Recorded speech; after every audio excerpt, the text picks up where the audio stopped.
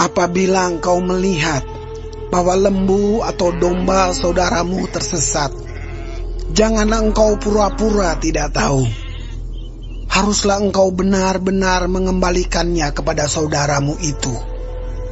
Dan apabila saudaramu itu tidak tinggal dekat denganmu, dan engkau tidak mengenalnya, maka haruslah engkau membawa hewan itu ke dalam rumahmu, dan haruslah itu tinggal padamu, sampai saudaramu itu datang mencarinya. Engkau harus mengembalikannya kepadanya. Demikianlah harus kau perbuat dengan keledainya. Demikianlah kau perbuat dengan pakaiannya. Demikianlah kau perbuat dengan setiap barang yang hilang dari saudaramu. Dan yang kau temui tidak boleh engkau pura-pura tidak tahu. Apabila engkau melihat keledai saudaramu atau lembunya yang rebah di jalan, janganlah engkau pura-pura tidak tahu.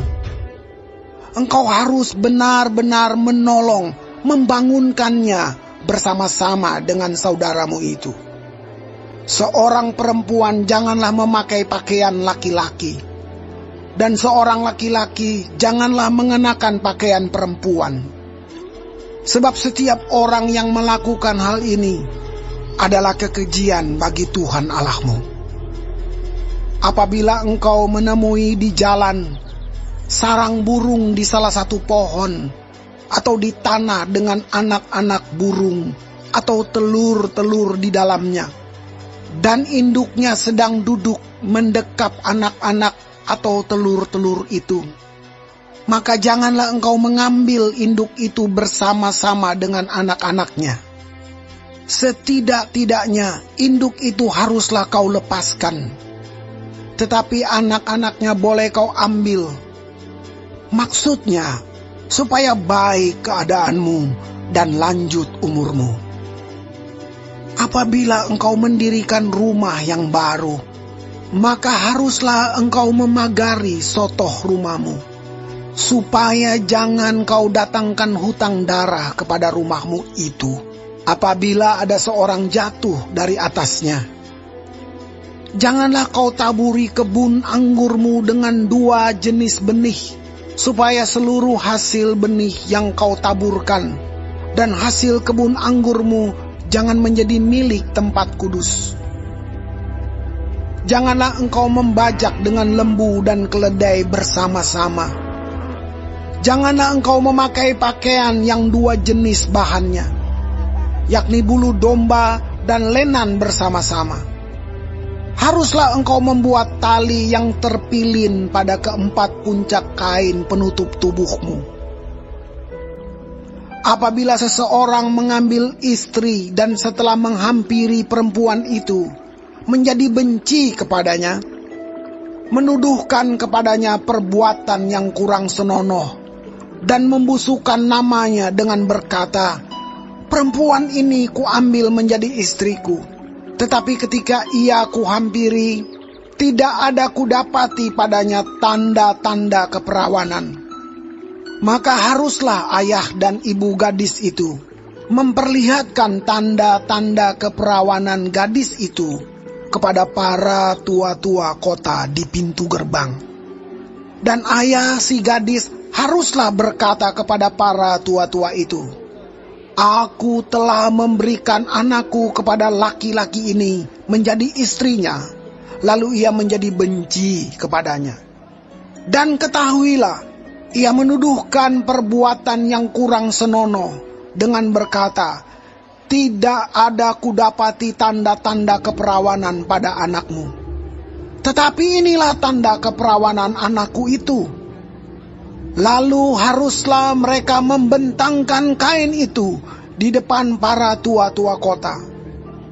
Maka haruslah para tua-tua kota itu mengambil laki-laki itu, menghajar dia, mendenda dia 100 shikal perak, dan memberikan perak itu kepada ayah si gadis. Karena laki-laki itu telah membusukkan nama seorang perawan Israel. Perempuan itu haruslah tetap menjadi istrinya, Selama hidupnya tidak boleh laki-laki itu menyuruh dia pergi. Tetapi jika tuduhan itu benar dan tidak didapati tanda-tanda keperawanan pada si gadis, maka haruslah si gadis dibawa keluar ke depan pintu rumah ayahnya. Dan orang-orang sekotanya haruslah melempari dia dengan batu sehingga mati. Sebab dia telah menodai orang Israel dengan bersundal di rumah ayahnya. Demikianlah harus kau hapuskan yang jahat itu dari tengah-tengahmu. Apabila seseorang kedapatan tidur dengan seorang perempuan yang bersuami, maka haruslah keduanya dibunuh mati. Laki-laki yang telah tidur dengan perempuan itu dan perempuan itu juga, demikianlah harus kau hapuskan yang jahat itu dari antara orang Israel. Apabila ada seorang gadis yang masih perawan dan yang sudah bertunangan, jika seorang laki-laki bertemu dengan dia di kota dan tidur dengan dia, maka haruslah mereka keduanya kamu bawa keluar pintu gerbang kota dan kamu lempari dengan batu sehingga mati gadis itu. Karena walaupun di kota ia tidak berteriak-teriak, dan laki-laki itu, karena ia telah memperkosa istri sesamanya manusia. Demikianlah harus kau hapuskan yang jahat itu dari tengah-tengahmu. Tetapi jikalau di padang laki-laki itu bertemu dengan gadis yang telah bertunangan itu, memaksa gadis itu tidur dengan dia, maka hanyalah laki-laki yang tidur dengan gadis itu yang harus mati. Tetapi gadis itu janganlah kau apa-apakan. Gadis itu tidak ada dosanya yang sepadan dengan hukuman mati. Sebab perkara ini sama dengan perkara seseorang yang menyerang sesamanya manusia dan membunuhnya. Sebab laki-laki itu bertemu dengan dia di padang, walaupun gadis yang bertunangan itu berteriak-teriak, tetapi tidak ada yang datang menolongnya. Apabila seseorang bertemu dengan seorang gadis yang masih perawan dan belum bertunangan, memaksa gadis itu tidur dengan dia, dan keduanya kedapatan, maka haruslah laki-laki yang sudah tidur dengan gadis itu memberikan 50 shikal perak kepada ayah gadis itu. Dan gadis itu haruslah menjadi istrinya, sebab laki-laki itu telah memperkosa dia. Selama hidupnya tidak boleh laki-laki itu menyuruh dia pergi. Seorang laki-laki janganlah mengambil istri ayahnya, dan jangan menyingkapkan puncak kain ayahnya. Orang yang hancur buah pelirnya atau yang terpotong kemaluannya, janganlah masuk jemaat Tuhan. Seorang anak haram janganlah masuk jemaah Tuhan. Bahkan keturunannya yang ke-10 pun tidak boleh masuk jemaat Tuhan. Seorang Amon atau seorang Moab janganlah masuk jemaat Tuhan. Bahkan keturunannya yang ke-10 pun tidak boleh masuk jemaat Tuhan sampai selama-lamanya. Karena mereka tidak menyongsong kamu dengan roti dan air pada waktu perjalananmu keluar dari Mesir. Dan karena mereka mengupah Bileam bin Beor dari Petor di Aram Mesopotamia melawan engkau, supaya dikutukinya engkau. Tetapi Tuhan Allahmu tidak mau mendengarkan Bileam, dan Tuhan Allahmu telah mengubah kutuk itu menjadi berkat bagimu. Karena Tuhan Allahmu mengasihi engkau. Selama engkau hidup, janganlah engkau mengikhtiarkan kesejahteraan dan kebahagiaan mereka sampai selama-lamanya. Janganlah engkau menganggap keji orang Edom, sebab dia saudaramu. Janganlah engkau menganggap keji orang Mesir, sebab engkau pun dahulu adalah orang asing di negerinya. Anak-anak yang lahir bagi mereka dalam keturunan yang ketiga boleh masuk jemaat Tuhan. Apabila engkau maju dengan tentaramu melawan musuhmu, maka haruslah engkau menjaga diri terhadap segala yang jahat. Apabila ada di antaramu seorang laki-laki yang tidak tahir disebabkan oleh sesuatu yang terjadi atasnya pada malam hari, maka haruslah ia pergi keluar perkemahan. Janganlah ia masuk ke dalam perkemahan. Kemudian menjelang senja, haruslah ia mandi dengan air. Dan pada waktu matahari terbenam, ia boleh masuk kembali ke dalam perkemahan. Di luar perkemahan itu, haruslah ada bagimu suatu tempat kemana engkau pergi untuk kada hajat. Di antara perlengkapanmu, haruslah ada padamu sekop kecil, dan apabila engkau jongkok kada hajat, haruslah engkau menggali lobang dengan itu, dan menimbuni kotoranmu. Sebab Tuhan Allahmu berjalan dari tengah-tengah perkemahanmu untuk melepaskan engkau dan menyerahkan musuhmu kepadamu. Sebab itu haruslah perkemahanmu itu kudus, supaya jangan ia melihat sesuatu yang tidak senonoh di antaramu, lalu berbalik daripadamu. Janganlah kau serahkan kepada tuannya seorang budak yang melarikan diri dari tuannya kepadamu. Bersama-sama engkau ia boleh tinggal di tengah-tengahmu, di tempat yang dipilihnya, di salah satu tempatmu, yang dirasanya baik. Janganlah engkau menindas dia. Di antara anak-anak perempuan Israel, janganlah ada pelacur bakti. Dan di antara anak-anak lelaki Israel, janganlah ada semburit bakti. Janganlah kau bawa upah sundal atau uang semburit ke dalam rumah Tuhan Allahmu untuk menepati salah satu nazar, sebab keduanya itu adalah kekejian bagi Tuhan Allahmu. Janganlah engkau membungakan kepada saudaramu, baik uang maupun bahan makanan, atau apapun yang dapat dibungakan. Dari orang asing boleh engkau memungut bunga, tetapi dari saudaramu janganlah engkau memungut bunga, supaya Tuhan Allahmu memberkati engkau dalam segala usahamu di negeri yang engkau masuki untuk mendudukinya. Apabila engkau bernazar kepada Tuhan Allahmu, janganlah engkau menunda-nunda memenuhinya. Sebab tentulah Tuhan Allahmu akan menuntutnya daripadamu, sehingga hal itu menjadi dosa bagimu. Tetapi apabila engkau tidak bernazar, maka hal itu bukan menjadi dosa bagimu. Apa yang keluar dari bibirmu, haruslah kau lakukan dengan setia, sebab dengan sukarela kau nazarkan kepada Tuhan Allahmu sesuatu yang kau katakan dengan mulutmu sendiri.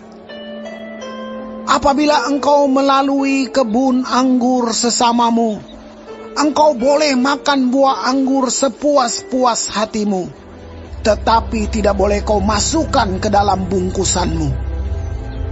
Apabila engkau melalui ladang gandum sesamamu yang belum dituai, engkau boleh memetik bulir-bulirnya dengan tanganmu, tetapi sabit tidak boleh kau ayunkan kepada gandum sesamamu itu.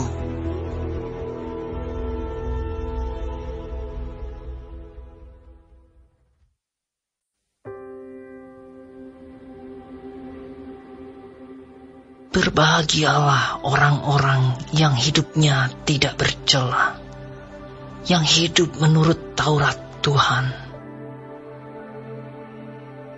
Berbahagialah orang-orang yang memegang peringatan-peringatannya, yang mencari Dia dengan segenap hati, yang juga tidak melakukan kejahatan, tetapi yang hidup menurut jalan-jalan yang ditunjukkannya. Engkau sendiri telah menyampaikan titah-titahmu, supaya dipegang dengan sungguh-sungguh. Sekiranya hidupku tentu untuk berpegang pada ketetapanmu,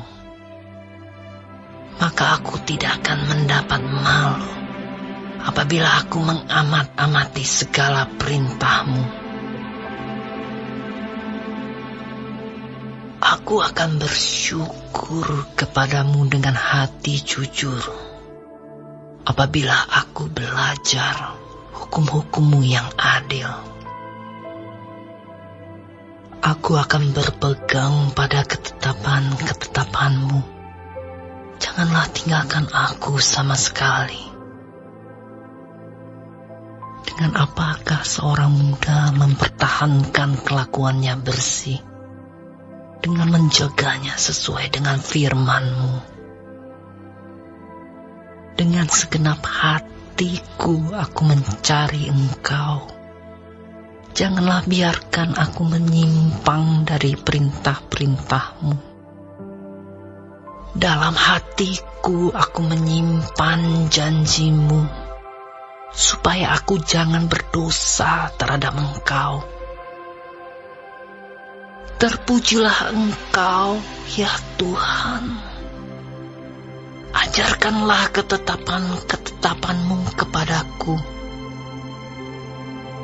Dengan bibirku, aku menceritakan segala hukum yang Kau ucapkan. Atas petunjuk peringatan-peringatanmu, aku bergembira, seperti atas segala harta. Aku hendak merenungkan titah-titah-Mu dan mengamat-amati jalan-jalan-Mu. Aku akan bergemar dalam ketetapan-ketetapan-Mu. Firman-Mu tidak akan kulupakan. Lakukanlah kebajikan kepada hamba-Mu ini, supaya aku hidup, dan aku hendak berpegang pada firman-Mu. Singkapkanlah mataku, supaya aku memandang keajaiban-keajaiban dari Taurat-Mu. Aku ini orang asing di dunia. Janganlah sembunyikan perintah-perintah-Mu terhadap aku. Hancur jiwaku karena rindu kepada hukum-hukum-Mu setiap waktu. Engkau menghardik orang-orang yang kurang ajar. Terkutuklah orang yang menyimpang dari perintah-perintah-Mu. Gulingkanlah dari atasku cela dan penghinaan, sebab aku memegang peringatan-peringatan-Mu. Sekalipun pemuka-pemuka duduk bersepakat melawan aku, hamba-Mu ini merenungkan ketetapan-ketetapan-Mu. Ya, peringatan-peringatan-Mu menjadi kegemaranku, menjadi penasihat-penasihatku. Siapa yang mengacaukan rumah tangganya akan menangkap angin. Orang bodoh akan menjadi budak orang bijak. Hasil orang benar adalah pohon kehidupan, dan siapa bijak mengambil hati orang. Kalau orang benar menerima balasan di atas bumi, lebih-lebih orang fasik dan orang berdosa.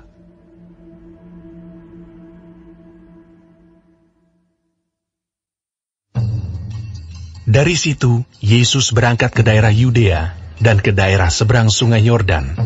Dan di situ pun orang banyak datang mengerumuni Dia. Dan seperti biasa, Ia mengajar mereka pula. Maka datanglah orang-orang Farisi, dan untuk mencobai Yesus, mereka bertanya kepadanya, Apakah seorang suami diperbolehkan menceraikan istrinya? Tetapi jawabnya kepada mereka, "Apa perintah Musa kepada kamu?" Jawab mereka, Musa memberi izin untuk menceraikannya dengan membuat surat cerai. lalu kata Yesus kepada mereka, "Justru karena ketegaran hatimu lah maka Musa menuliskan perintah ini untuk kamu. Sebab pada awal dunia, Allah menjadikan mereka laki-laki dan perempuan. Sebab itu, laki-laki akan meninggalkan ayahnya dan ibunya dan bersatu dengan istrinya, sehingga keduanya itu menjadi satu daging. Demikianlah mereka bukan lagi dua, melainkan satu. Karena itu, apa yang telah dipersatukan Allah tidak boleh diceraikan manusia." Ketika mereka sudah di rumah, murid-murid itu bertanya pula kepada Yesus tentang hal itu. Lalu katanya kepada mereka, "Barang siapa menceraikan istrinya, lalu kawin dengan perempuan lain, ia hidup dalam perzinahan terhadap istrinya itu. Dan jika si istri menceraikan suaminya dan kawin dengan laki-laki lain, ia berbuat zina." Lalu orang membawa anak-anak kecil kepada Yesus supaya ia menjamah mereka. Akan tetapi murid-muridnya memarahi orang-orang itu. Ketika Yesus melihat hal itu, ia marah dan berkata kepada mereka, "Biarkan anak-anak itu datang kepadaku. Jangan menghalang-halangi mereka, sebab orang-orang yang seperti itulah yang empunya kerajaan Allah. Aku berkata kepadamu, sesungguhnya barang siapa tidak menyambut kerajaan Allah seperti seorang anak kecil, ia tidak akan masuk ke dalamnya." Lalu ia memeluk anak-anak itu, dan sambil meletakkan tangannya atas mereka, ia memberkati mereka. Pada waktu Yesus berangkat untuk meneruskan perjalanannya, datanglah seorang berlari-lari mendapatkan dia, dan sambil bertelut di hadapannya, ia bertanya, "Guru yang baik, apa yang harus kuperbuat untuk memperoleh hidup yang kekal?" Jawab Yesus, "Mengapa kau katakan aku baik? Tak seorang pun yang baik selain daripada Allah saja. Engkau tentu mengetahui segala perintah Allah. Jangan membunuh, jangan berzina, jangan mencuri, jangan mengucapkan saksi dusta, jangan mengurangi hak orang, hormatilah ayahmu dan ibumu." Lalu kata orang itu kepadanya, "Guru, semuanya itu telah kuturuti sejak masa mudaku." Tetapi Yesus memandang dia dan menaruh kasih kepadanya, lalu berkata kepadanya, "Hanya satu lagi kekuranganmu. Pergilah, jualah apa yang kau miliki, dan berikanlah itu kepada orang-orang miskin. Maka engkau akan beroleh harta di sorga. Kemudian datanglah kemari, dan ikutlah aku." Mendengar perkataan itu, ia menjadi kecewa, lalu pergi dengan sedih, sebab banyak hartanya. Lalu Yesus memandang murid-muridnya di sekelilingnya dan berkata kepada mereka, "Alangkah sukarnya orang yang beruang masuk ke dalam kerajaan Allah." Murid-muridnya tercengang mendengar perkataannya itu. Tetapi Yesus menyambung lagi, "Anak-anakku, alangkah sukarnya masuk ke dalam kerajaan Allah. Lebih mudah seekor unta melewati lubang jarum daripada seorang kaya masuk ke dalam kerajaan Allah." Mereka makin gempar dan berkata seorang kepada yang lain, "Jika demikian, siapakah yang dapat diselamatkan?" Yesus memandang mereka dan berkata, "Bagi manusia hal itu tidak mungkin, tetapi bukan demikian bagi Allah. Sebab segala sesuatu adalah mungkin bagi Allah."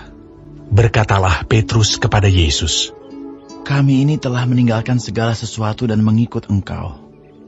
Jawab Yesus, "Aku berkata kepadamu, sesungguhnya setiap orang yang karena aku dan karena Injil meninggalkan rumahnya, saudaranya laki-laki atau saudaranya perempuan, ibunya atau bapaknya, anak-anaknya atau ladangnya, orang itu sekarang pada masa ini juga akan menerima kembali 100 kali lipat rumah, saudara laki-laki, saudara perempuan, ibu, anak dan ladang, sekalipun disertai berbagai penganiayaan. Dan pada zaman yang akan datang, ia akan menerima hidup yang kekal. Tetapi banyak orang yang terdahulu akan menjadi yang terakhir, dan yang terakhir akan menjadi yang terdahulu. Yesus dan murid-muridnya sedang dalam perjalanan ke Yerusalem, dan Yesus berjalan di depan. Murid-murid merasa cemas, dan juga orang-orang yang mengikuti dia dari belakang merasa takut. Sekali lagi Yesus memanggil ke-12 muridnya, dan ia mulai mengatakan kepada mereka apa yang akan terjadi atas dirinya. Katanya, "Sekarang kita pergi ke Yerusalem, dan Anak Manusia akan diserahkan kepada imam-imam kepala dan ahli-ahli Taurat, dan mereka akan menjatuhi dia hukuman mati. Dan mereka akan menyerahkan dia kepada bangsa-bangsa yang tidak mengenal Allah.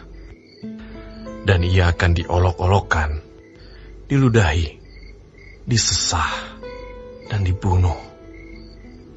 Dan sesudah 3 hari, ia akan bangkit." Lalu Yakobus dan Yohanes, anak-anak Zebedeus, mendekati Yesus dan berkata kepadanya, Guru, kami harap supaya engkau kiranya mengabulkan suatu permintaan kami. Jawabnya kepada mereka, "Apa yang kamu kehendaki aku perbuat bagimu?" Lalu kata mereka, Perkenankanlah kami duduk dalam kemuliaan-Mu kelak, yang seorang lagi di sebelah kananmu, dan yang seorang di sebelah kirimu. Tetapi kata Yesus kepada mereka, "Kamu tidak tahu apa yang kamu minta. Dapatkah kamu meminum cawan yang harus kuminum, dan dibaptis dengan baptisan yang harus kuterima?" Jawab mereka, Kami dapat. Yesus berkata kepada mereka, "Memang, kamu akan meminum cawan yang harus kuminum, dan akan dibaptis dengan baptisan yang harus kuterima. Tetapi hal duduk di sebelah kananku, atau di sebelah kiriku, aku tidak berhak memberikannya. Itu akan diberikan kepada orang-orang bagi siapa itu telah disediakan." Mendengar itu, ke-10 murid yang lain menjadi marah kepada Yakobus dan Yohanes. Tetapi Yesus memanggil mereka, lalu berkata, "Kamu tahu bahwa mereka yang disebut pemerintah bangsa-bangsa memerintah rakyatnya dengan tangan besi, dan pembesar-pembesarnya menjalankan kuasanya dengan keras atas mereka. Tidaklah demikian di antara kamu. Barang siapa ingin menjadi besar di antara kamu, hendaklah ia menjadi pelayanmu.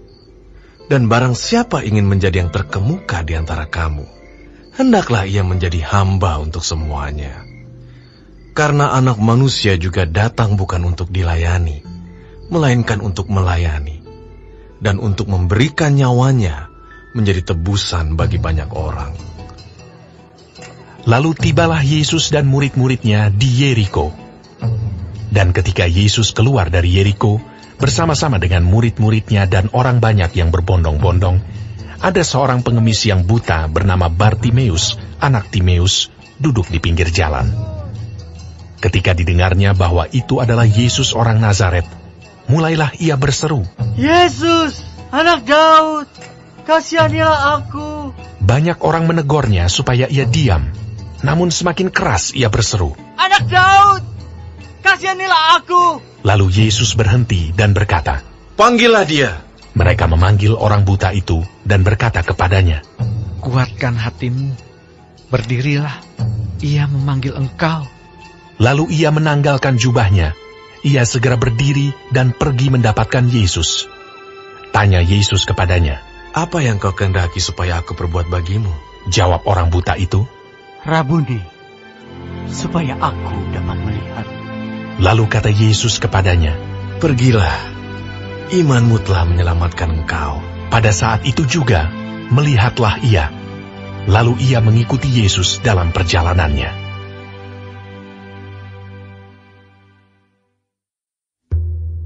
Aku, Paulus, seorang yang tidak berani bila berhadapan muka dengan kamu, tetapi berani terhadap kamu bila berjauhan. Aku memperingatkan kamu demi Kristus yang lemah lembut dan ramah. Aku meminta kepada kamu, jangan kamu memaksa aku untuk menunjukkan keberanianku dari dekat. Sebagaimana aku berniat bertindak keras terhadap orang-orang tertentu yang menyangka bahwa kami hidup secara duniawi. Memang kami masih hidup di dunia, tetapi kami tidak berjuang secara duniawi. Karena senjata kami dalam perjuangan bukanlah senjata duniawi, melainkan senjata yang diperlengkapi dengan kuasa Allah, yang sanggup untuk meruntuhkan benteng-benteng. Kami mematahkan setiap siasat orang, dan merubuhkan setiap kubu yang dibangun oleh keangkuhan manusia untuk menentang pengenalan akan Allah. Kami menawan segala pikiran dan menaklukkannya kepada Kristus. Dan kami siap sedia juga untuk menghukum setiap kedurhakaan bila ketaatan kamu telah menjadi sempurna. Tengoklah yang nyata di depan mata kamu. Kalau ada seorang benar-benar yakin bahwa ia adalah milik Kristus, hendaklah ia berpikir di dalam hatinya bahwa kami juga adalah milik Kristus, sama seperti dia.